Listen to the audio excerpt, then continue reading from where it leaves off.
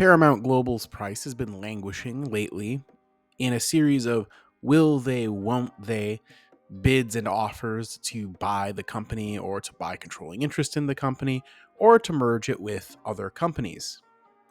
Each time rumors or news about new bids come in, the stock sees a temporary surge, and then as nothing else really happens afterwards, the price bleeds back off.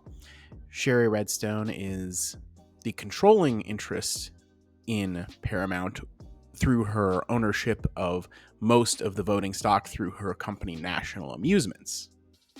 As the majority voting shareholder, unfortunately, any possible deal, no matter how good it would be for other shareholders, would have to first be approved by Sherry to have any chance of succeeding. And that's been the crux of the issue with Paramount, is Sherry Redstone agreeing. We got a little bit of an update that it looks like Paramount and Skydance have at least preliminarily agreed on the terms of a merger deal. Out of all of the possible suitors for some kind of a deal or a merger or buyout with Paramount, for whatever reason, Skydance has been the favorite suitor as far as Sherry Redstone is concerned, which means they have the most likely chance of getting picked. My guess would be it's because the terms that they're offering are the most financially beneficial to Sherry.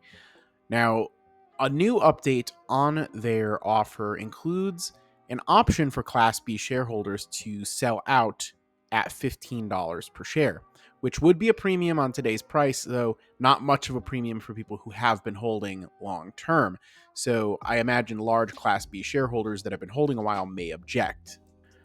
I myself would personally profit on a $15 exit, though it would not be a grand slam by any means. It would be better than losing money, I suppose, but not exactly a market-beating gain or anything either.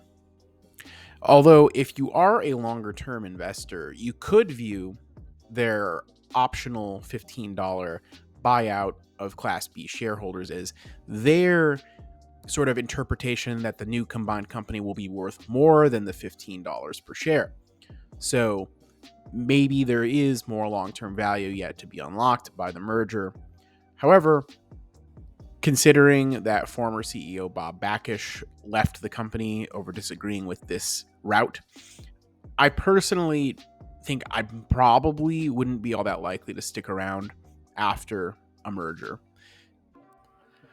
After all, a merger or acquisition of some kind, unlocking some of the hidden value in Paramount and resulting in a windfall for shareholders was sort of my whole thing when I got in.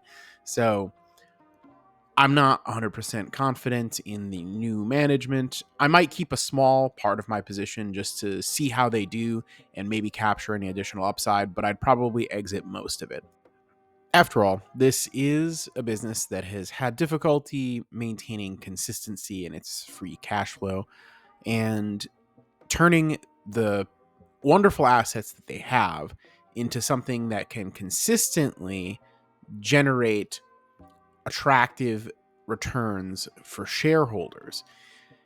Now, it's true that in any merger deal, they will more than likely be getting an upgrade in the management, since I can't really imagine a world where David Ellison would be worse than Sherry Redstone. And hopefully they continue on with streaming. Paramount Plus has been putting up better and better numbers as time goes on, so there could be upside here. And as a Class B shareholder, I would be pretty disappointed with any buyout merger closing that doesn't get me at least $20 per share. I think that even $20 per share is actually a pretty reasonable deal for Paramount considering everything that they've got. And they would really only have to get back up to maybe $2 a share in EPS and or free cash flow in order to justify that valuation.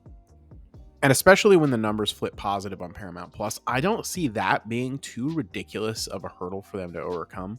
However, the business itself may look totally different after a Skydance merger, so you can really throw a lot of these numbers out the window. I don't even know at that point what the new valuation will be, what would be reasonable.